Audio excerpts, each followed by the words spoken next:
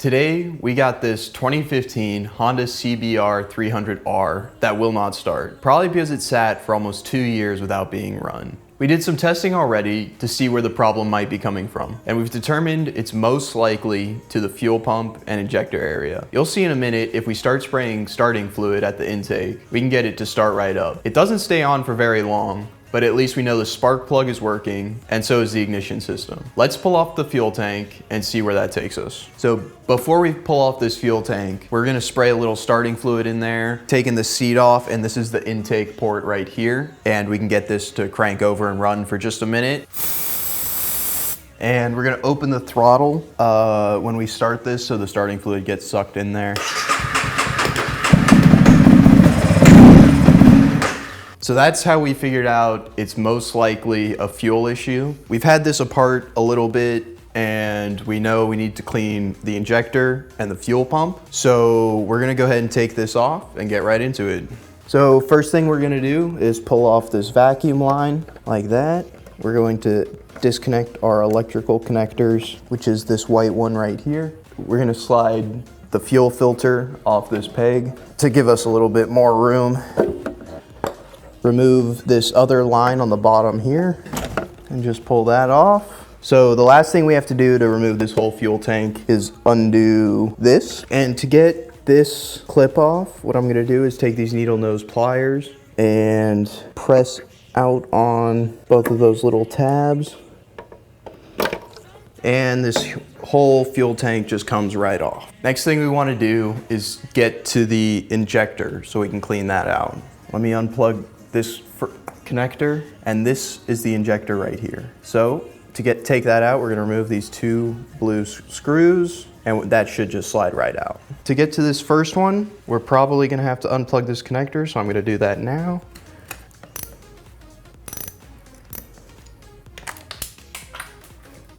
There's one. And there's the second one. Now this should just pull right out. There we go. And since we disconnected this from the fuel tank, this whole hose comes with it, and we can simply pull our injector right out. To clean out this injector, we're gonna use a little trick we saw online where we use some carb cleaner and a valve stem, and we're going to use this 9-volt battery to actuate the injector. And we'll link that video up here if you wanna watch it.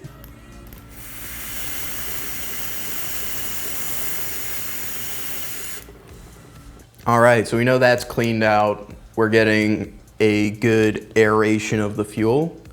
So we're gonna put the O-rings back on and move on to the fuel tank.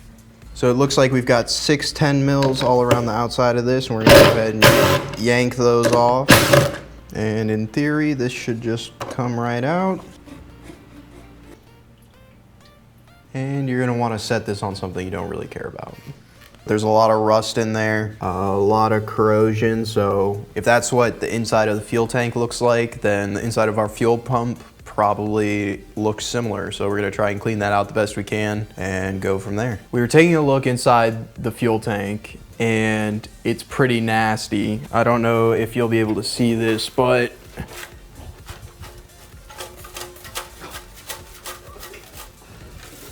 it's full. It is absolutely full of rust and debris. So what people recommended is to use toilet bowl cleaner. We're using CLR, which dissolves calcium, lime, rust deposits and stuff. So we're gonna go ahead, pour this whole bottle in there, top it off with water, and we're gonna let it sit for at least 24 hours and try and get rid of as much gunk and rust we have in there as possible. And this is nasty stuff. I would recommend wearing gloves, however, and maybe a funnel. And I'm gonna go top this off with some water and we'll pour that in there too.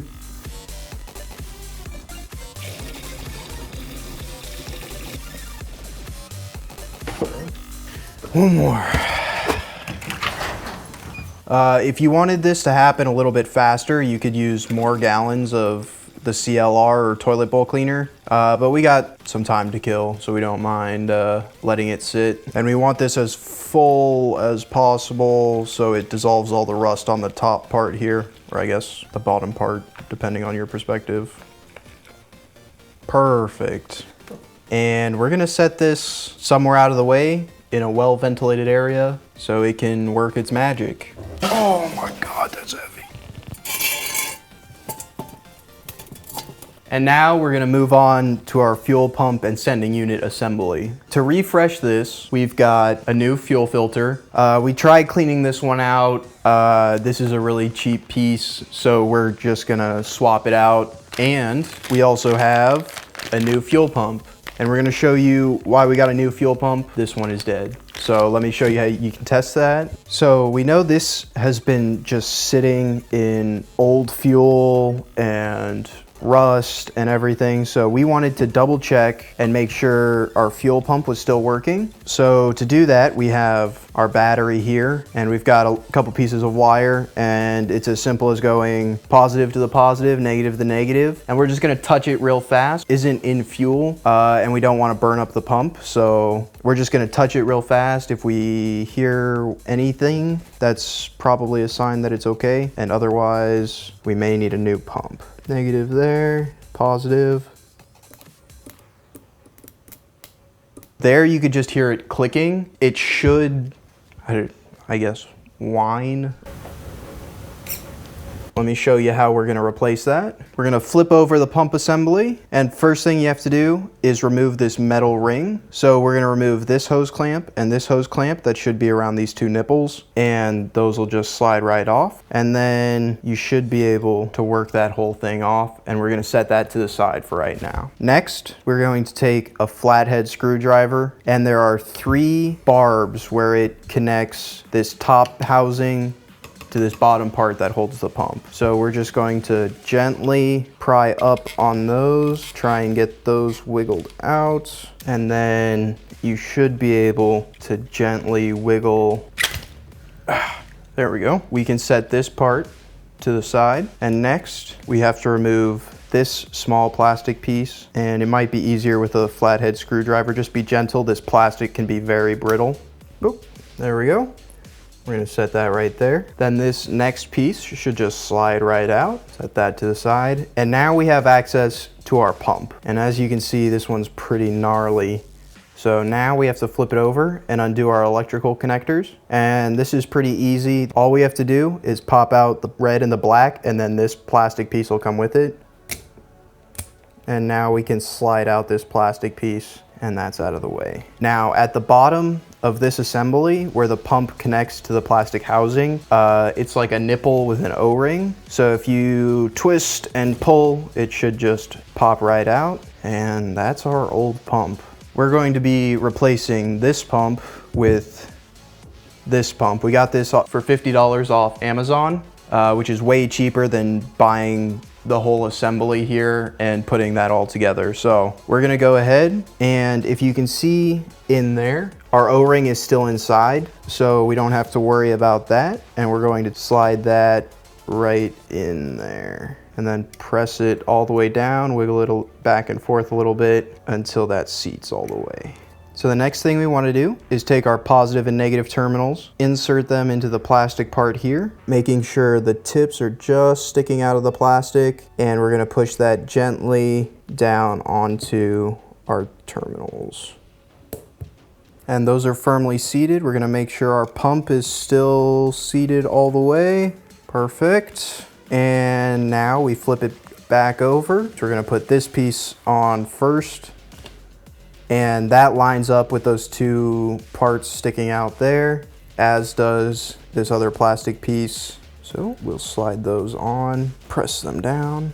Now we're going to line up these 2 holes, as well as the clips that hold everything in. So that looks good there. And we're gently gonna start pressing those 2 together. As you can see, the O-rings are starting to fit, so you might have to wiggle this back and forth a little bit to get it to go, but you want those seated all the way and our clips to be fully locked.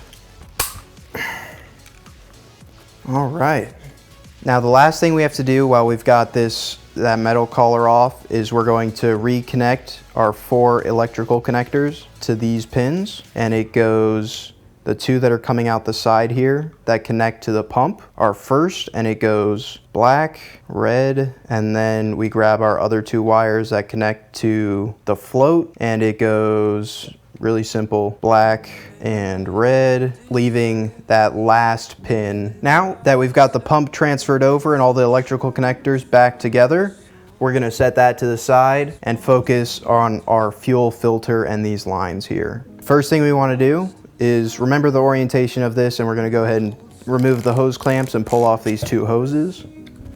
And then your fuel filter should just slide right out of this thing. So that's our old fuel filter. We're just gonna toss that and bring over our new one. And this, as you can probably tell, is not an OEM replacement. First off, it's chrome. Most likely, we won't be able to get it to fit inside this rubber collar thing.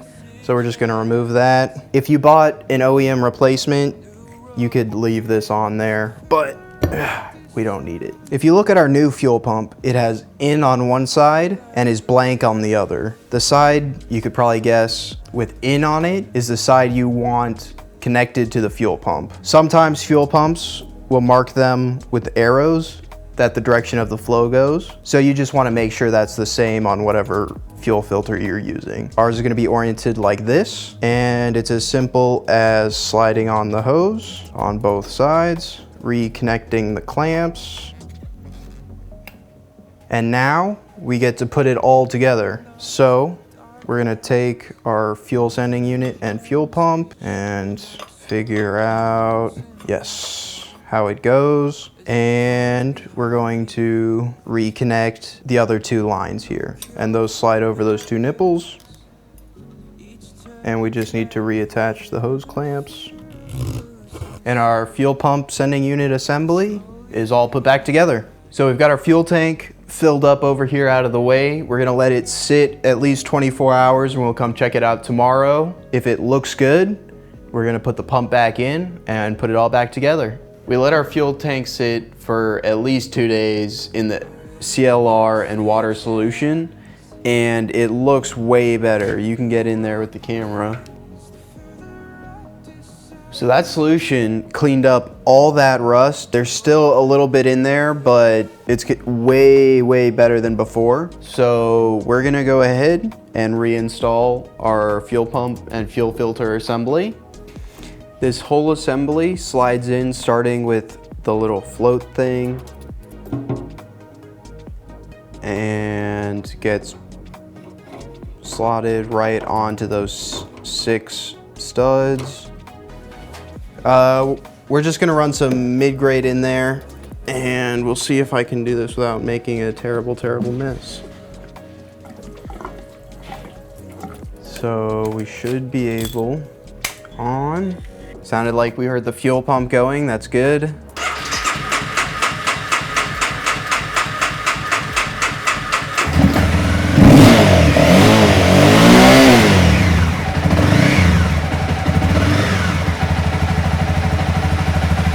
There we go.